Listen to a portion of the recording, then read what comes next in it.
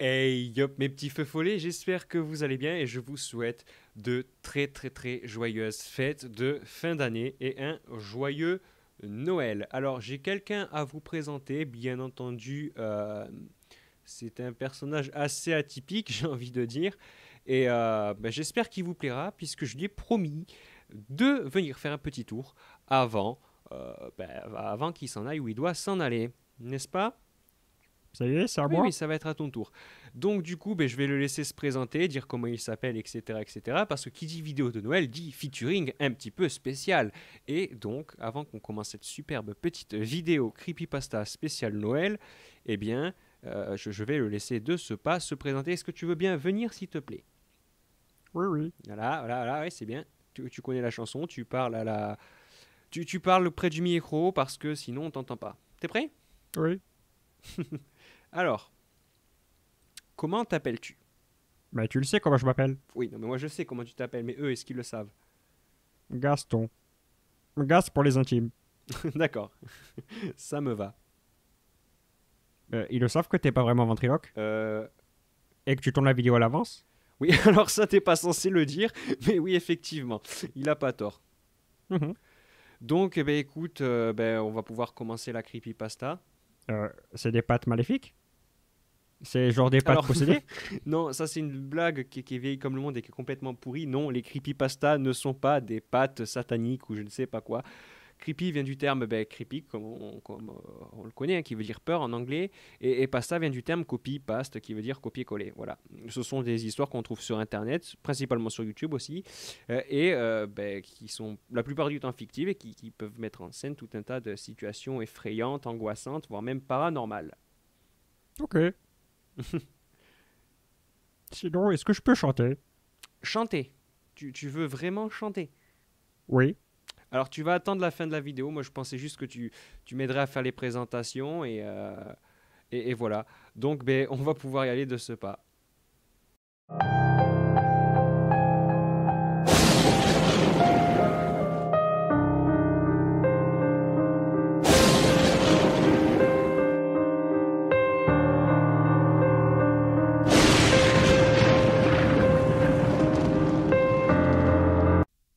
Notre histoire commence il y a bien longtemps en Laponie. Une époque pré-chrétienne. Une époque de trappeurs, de chasse et de grand froid. Le petit garçon de cette histoire s'appelle Klaus. Klaus Noël. Sa famille avait été décimée par un mal. Il avait été le seul survivant. Ce jeune orphelin avait la particularité d'avoir les cheveux d'un blond platine et les yeux de sa mère, les yeux d'un bleu saphir. Il avait été adopté par un couple de trappeurs pas riches. Il vivait heureux. Cette famille l'aimait de tout son cœur. En Laponie, à cette époque, Noël n'était, comme dans beaucoup de civilisations et de cités, qu'une fête de partage, d'amour, de pardon. Elle n'était pas encore la naissance de l'avènement de Jésus. Et c'est bien là que commence notre histoire. Le jeune Klaus était un garçon adorable, gentil, aimant, qui avait bon nombre d'amis, mais qui avait aussi une amoureuse secrète. Elle s'appelait Fleur. Fleur était une jeune fille, elle aussi orpheline. Elle avait les cheveux couleur miel et les yeux d'un vert émeraude. Quant à son rival, et ennemi juré entre guillemets, il s'agissait de Nikolai Clark, ce qui était ironique car le vrai nom de Klaus était Klaus Nicolas. Le jeune Nikolai Clark avait les cheveux bruns, les yeux d'un gris métallique. Il était le fils d'un forgeron. Lui n'était pas orphelin, et sa famille s'en sortait plutôt bien financièrement. Il avait une fâcheuse tendance. C'était la brute du village. Mais pas une grosse brute sans cervelle, c'est ce qui le rendait encore plus effrayant aux yeux de ses camarades. C'était une brute intelligente. Quelqu'un qui avait dans le regard de la malice et de la cruauté. Il adorait martyriser les enfants. Se vantait d'être plus riche qu'eux, de posséder des petites sculptures à Noël et pas juste de simples clémentines ou de fruits secs. Que lui, il avait droit à des jouets sculptés sur bois, parfois même des petits jouets forgés. Et Klaus était sa victime préférée. Il ne l'aimait pas. Klaus avait malheureusement des gènes d'albinos. À part au niveau des yeux, il avait tout d'un albinos. Et Nikolai s'en donnait à cœur joie pour le maltraiter et le frapper à plusieurs reprises. Souvent, le soir, il rentrait lèvres fendues, ou parfois même avec un œil au beurre noir. Mais il ne s'en plaignait pas plus que ça. Klaus était quelqu'un d'adorable, quelqu'un qui n'avait pas la violence en ami. Il pardonnait, il espérait, il profitait de la vie qu'il croquait à pleines dents. Il ne demandait rien de plus que de vivre normalement et heureux. Mais un jour, les choses allaient dégénérer, et ça, ni Klaus, ni Nikolai ne pouvaient le prévoir.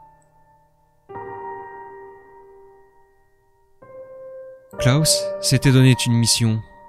À Noël, les 24, il voulait livrer dans chaque maison, chaque foyer, des cadeaux. Aux enfants aussi bien riches que pauvres. Riche était un bien grand mot pour l'époque, mais il se débrouillait pour leur apporter joie et bonheur. Il avait appris tout au long de l'année à sculpter des petits jouets en bois auprès du vieux tailleur. Le vieux tailleur avait un frère qui était ébéniste et qui lui avait appris les rudiments du métier. Klaus adorait passer du temps avec ce vieux monsieur. Et tous les 24, chaque année, il s'évertuait à se faufiler discrètement dans les habitations pour offrir des cadeaux, des clémentines, mais un petit jouet sculpté en plus, parfois même des fleurs pour les filles. Il avait beaucoup de mal à trouver les fleurs préférées de sa dulcinée. Fleur adorait les poinsettias, mais par chance, ces fleurs poussaient en Laponie. Elles étaient cependant assez rares et difficiles à trouver, et pouvaient avoir vite une valeur financière assez élevée à l'époque. Un beau jour, Klaus en eut marre de se faire maltraiter à chaque fois par Nikolai, qui n'en ratait pas une. Plus les années passaient, plus les passages à tabac devenaient plus violents, plus agressifs, plus dangereux. En réalité, si Nikolai était aussi cruel, c'était à cause de son père. Le vieux forgeron était quelqu'un d'assez rustre, un peu alcoolique sur les bords, et assez violent avec son fils, surtout quand les parents adoptifs de Klaus venaient se plaindre de la violence que celui-ci avait engendrée sur son fils. Ces soirs-là, on pouvait entendre hurler le forgeron et gifler à plusieurs reprises son fils, qui, bien entendu, le lendemain ou le surlendemain, allait se venger sur le pauvre Klaus. Encore et encore. Un jour, Klaus en eut par-dessus les épaules, ras-le-bol de tout, et décida de fuguer, dans la neige, le froid. Il pensait ne plus jamais revenir. Il s'était excusé auprès de ses amis. Intérieurement, il se demandait « Pardon, mais cette année, je ne vous offrirai pas de cadeau. Je n'ai plus la force de continuer. Je ne peux plus supporter cette haine et cette violence alors que je n'ai rien fait. » Voilà ce que se disait ce pauvre Klaus en son cœur. Il arriva à l'orée de la forêt, dans un sentier où son père ne l'avait jamais emmené, lui qui était trappeur. Là, il y avait un petit lac gelé et un petit champ fleuri de poinsettias, bien caché à l'abri de tous. Et au milieu de tout ça, jouaient, virevoltaient et grelottaient un petit peu des centaines, voire des milliers de petits lutins. Quand ils virent Klaus, ils s'enfuirent en courant, se cachèrent. Klaus n'en revenait pas. On lui avait souvent parlé de légendes du petit peuple. Les gens s'évertuaient à dire que tout ce qui était dragon, ghoul, vampire, lich et j'en passe était souvent plus proche du folklore, mais avait tendance à dire que le petit peuple, lui, vivait parmi nous depuis toujours et avait su s'adapter.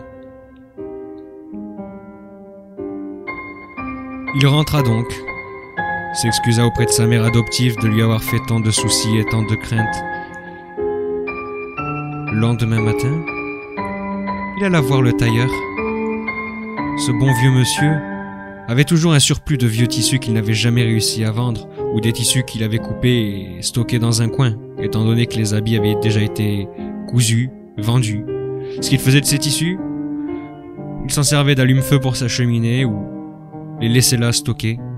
Alors quand Klaus lui demanda de lui apprendre à coudre, et de coudre tout un tas de petits vêtements, le vieux monsieur ne put s'empêcher de sourire. Les heures passaient, et les jours passaient, et petit à petit, tous ces tissus qui n'avaient pas de propriétaire, qui ne servaient à rien, devinrent une armée de petits bonnets, de petits pantalons, de petits souliers, gants, chemises, vestes et manteaux. Il y en avait des milliers. Le vieux monsieur ne disait rien, mais n'en pensait pas moins. Il avait bien compris que le jeune Klaus avait rencontré le petit peuple, ou des créatures du petit peuple, au vu de la taille des vêtements. Car à cette époque, les poupées n'existaient pas encore. Alors, Klaus s'empressa de ramener tous ses vêtements. Il avait piqué un des traîneaux de son père, et sans aucun attelage, il le tirait, à travers la forêt, jusqu'à ce lac gelé. Il attendit patiemment, sans bruit, sans se faire remarquer. Et quand le petit peuple vient jouer et grelotter de froid, ils le remarquèrent de nouveau, et s'apprêtaient à s'enfuir, mais Klaus les retint. Il leur dit qu'il avait un magnifique cadeau pour eux. Après tout, être équipé de boue, de brindilles et de feuilles devait leur porter froid et préjudice. Alors, il s'était attelé à leur faire de magnifiques et somptueux vêtements. C'est avec un peu de crainte et beaucoup de curiosité que le petit peuple l'écoutait. Tandis que Klaus offrait vêtements, chaussures, gants, bonnets. Le petit peuple fut ravi. Dorénavant, il n'aurait plus froid et pourrait jouer encore plus longtemps dans la neige. Klaus avait même pris la peine de faire des petites écharpes pour eux. Un des lutins en particulier se démarquait des autres. Il semblait être le meneur, le chef. Il s'appelait Gideon. Gideon le remercia au nom de tout le petit peuple et promit de l'aider en retour. Klaus expliqua que chaque année, le 24, il s'évertuait à faire des petits cadeaux pour les enfants. Et qu'il y avait aussi cet horrible Nikolai Clark qui le maltraitait tout le temps et le frappait. Le petit peuple s'exécuta, sans bruit, sans mots, un regard, un clin d'œil, et ils disparurent. Klaus rentra chez lui. Quand Klaus arriva chez lui, il commença à préparer les petits jouets, mais il savait qu'il n'aurait jamais le temps de les préparer. Et c'est alors qu'au beau milieu de la nuit, éclairé par la pleine lune, le petit Gideon frappa à sa fenêtre. Il ouvrit la fenêtre et vit que tous les lutins lui avaient apporté suffisamment de jouets, de fleurs et même un morceau de charbon. Ils l'aidèrent à livrer les cadeaux. Ils avaient bien compris, petits et espiègles comme ils étaient, que Klaus avait un faible pour Fleur et que celle-ci adorait les poinsettias. Quant à Nikolai, il était tellement mauvais et cruel que la seule récompense ou la punition qu'il méritait, c'était ce morceau de charbon. Morceau de charbon qui devient par la suite la symbolique pour les enfants passages. Les années ont passé. Klaus a grandi et ne s'est jamais séparé du petit peuple. Il n'arrivait cependant pas à séduire l'élu de son cœur, qui était devenu jeune et joli. À cette époque, ils avaient tous deux 18 ans. Il était donc retourné voir ses amis, lui expliquant tous ses petits malheurs, ses petits soucis, et aussi que son pauvre vieux père avait du mal avec son petit traîneau et même ses vieux huskies. Tout le monde commençait à vieillir et à avoir du mal à travailler. Gideon le rassura. Il lui dit de patienter quelques heures et qu'il reviendrait avec un magnifique cadeau. Ce fut chose faite. Non loin de là, vivait un troupeau de rennes, de majestueuses bêtes qui étaient différentes des rennes ordinaires. Ils étaient plus robustes, plus rapides, plus endurants. Ils avaient un meneur. Aucun chasseur n'avait jamais réussi à les attraper. Et ils étaient là, tout ce troupeau, attelés à un magnifique et grand traîneau. Un vrai travail d'ébéniste, un chef-d'œuvre. Quant au fer, c'étaient les réserves personnelles des lutins. Il s'empressa de rentrer après avoir remercié ses amis et offrit ce traîneau à son père, qui était super touché et qui n'avait même pas compris comment son fils avait pu attraper et apprivoiser ces rennes qui étaient totalement inchassables. Pour info, ils étaient aussi rapides que des chevaux de course. Extrêmement endurants et plus forts que les meilleurs chevaux de trait, tout ça à la fois, tout en restant sveltes et majestueux.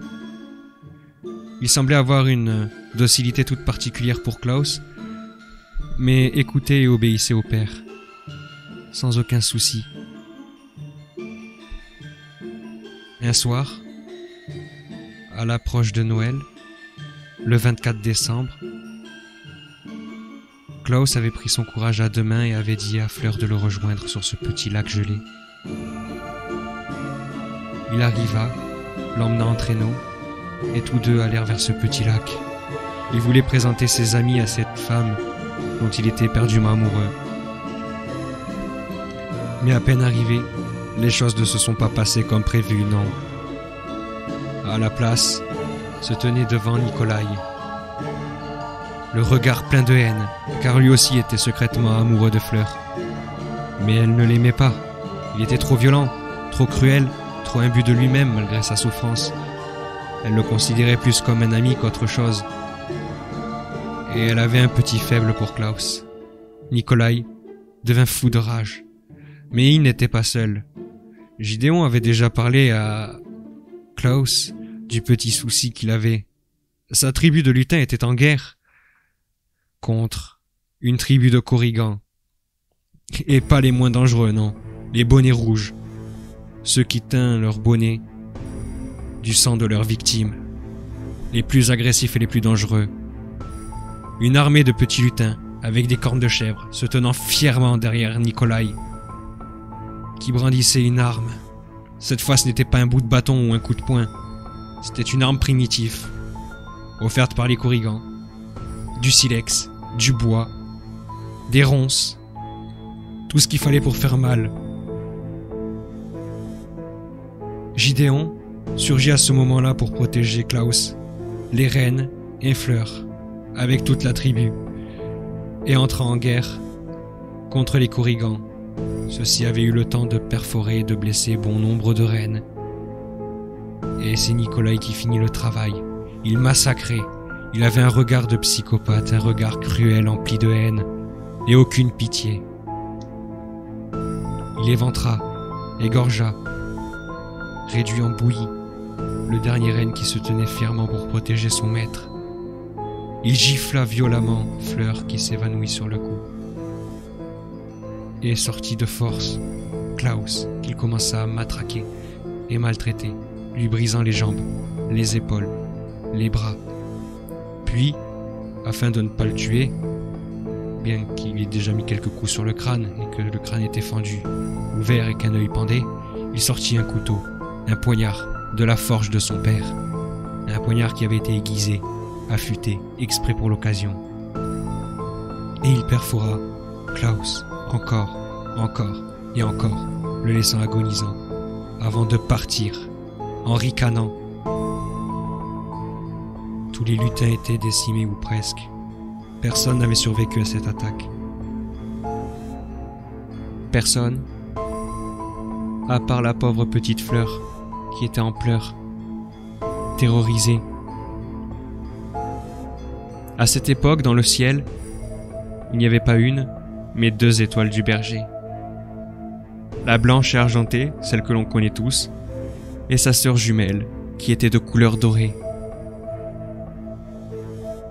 Je pense que les miracles de Noël existent, car c'est à ce moment-là que cette étoile se décrocha et tomba, droit, sur les restes de ce champ de bataille atroce. Elle se sépara en milliers de petites étoiles. Depuis le village, on entendit un énorme bruit cristallin. On vit une lumière tellement aveuglante qu'elle passait à travers tout et réveilla tout le monde. Le petit village de Laponie arriva sur les lieux. À ce moment-là, l'impensable s'était produit. Les reines étaient ressuscitées, soignées, plus beaux et majestueux que jamais. Les lutins aussi avaient été soignés et ressuscités. Mais ils avaient quelque chose de changé. Tout le monde avait quelque chose de changé. Sauf Fleur. Les lutins avaient pris la taille de jeunes enfants. Ils ne gardaient que leurs oreilles pointues. Quand le vieillard arriva, le vieillard qui avait été le seul ami fidèle de Klaus, il était ému aux larmes.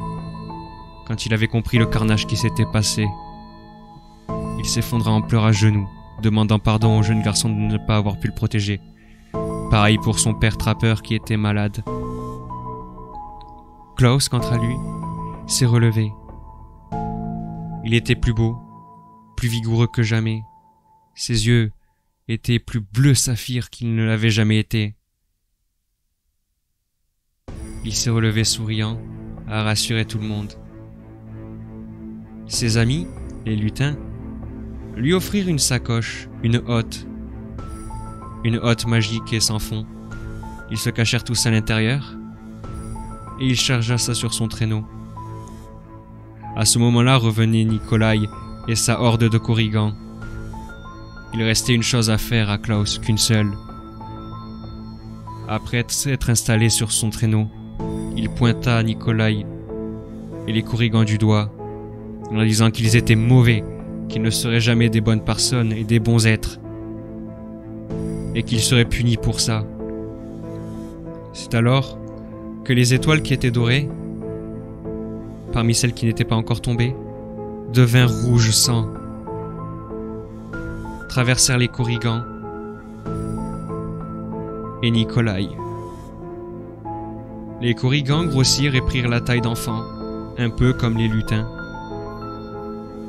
Quant à Nikolai Clark, il grossit, grandit, faisant maintenant 2 mètres. D'horribles cornes lui avaient poussé sur le front. Il était devenu une créature grisâtre, noire, couleur charbon, aux yeux ardents. Une monstruosité que le monde connaîtrait un jour sous le nom de Krampus. Humilié, Krampus et ses sbires s'en alla. Quant à Klaus, il leur souhaita un joyeux Noël, leur offrit un cadeau, et s'apprêta à s'en aller, mais Fleur lui tira la manche, lui demandant si elle pouvait partir avec lui, qu'elle voulait rester à ses côtés. Klaus accepta et lui tendit la dernière étoile filante qu'il avait dans les mains. Celle-ci se logea automatiquement dans le cœur de Fleur. Et ils s'envolèrent, suivant l'étoile du verger. Direction le pôle Nord. L'histoire, vous la connaissez tous maintenant. Depuis, ils ont grandi, ils ont vieilli, mais ne sont jamais morts. Non, ils sont restés à la fois vieux et jeunes, immortels. Nicolas Klaus, plus connu sous le nom de Santa Claus, est devenu le Père Noël. Fleur est devenue la Mère Noël. Les lutins sont devenus en quelque sorte leurs enfants. Cette famille s'évertue à faire de Noël le plus beau des jours, offrant des cadeaux aux enfants sages, du charbon aux enfants pas sages. Quant à Krampus, car c'était le nom qu'il avait décidé de prendre, son jour est le 6 décembre.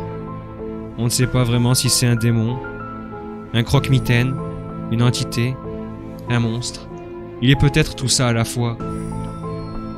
Mais Krampus est surtout là pour intervenir pour les personnes qui haïssent Noël, qui font trop de mal à Noël ou qui perdent l'esprit. de Noël.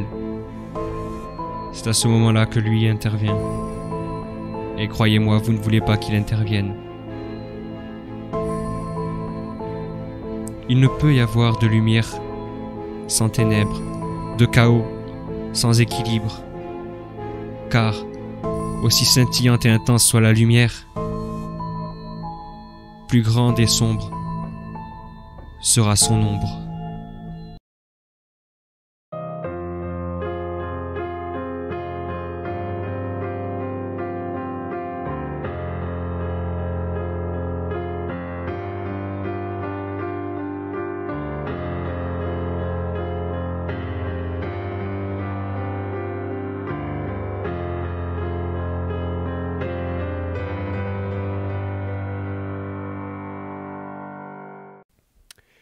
C'était Saturne, j'espère que cette creepypasta vous aura plu. Alors, c'est vrai que vous avez peut-être remarqué que notre très cher Gaston ici présent, hein, C'est moi. oui, ben oui, on sait que c'est toi, a une étiquette collée derrière l'oreille. Hein, hein, t'as une Oui. étiquette, oui. Voilà, voilà c'est cette étiquette-là. Aïe, j'ai mal. Ça va, t'en fais pas un peu trop. Donc ce très cher Gaston est un cadeau de Noël, mais c'est vrai que j'avais décidé de m'en servir un petit peu avant qu'il s'envole, parce que voilà, il doit s'envoler ce soir pour aller rejoindre sa nouvelle propriétaire. Oui, tu veux dire livré dans un colis. Oh non, mais Dans un paquet cadeau dans le noir. t'abuses pas un peu? À l'aide. T'abuses. Bon, je crois que tu voulais faire une chanson de Noël, non? Non, oui, peut-être.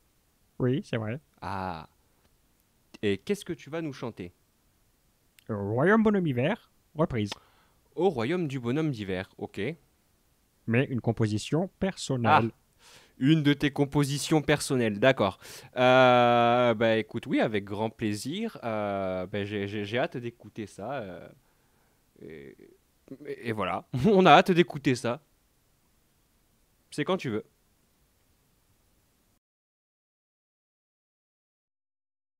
Écoutez, moi les enfants, c'est Noël, mais tout de même, pour moi ça veut dire que le matin suivant, je vais pas fermer l'œil de la journée.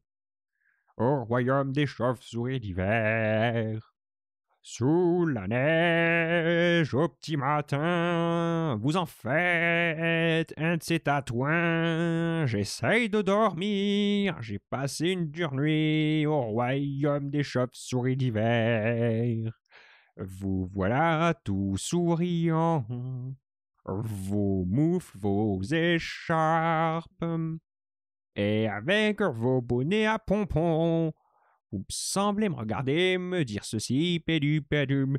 Ne voyez-vous donc pas qu'il est tôt, pédu, pédu, pédu, pédum. Ils disent vrai, vous dites tous vrai, mais tout de même, j'aimerais bien pouvoir roupiller. En plus, j'ai plus de café. Donc la nuit suivante, je vais avoir du mal à me lever.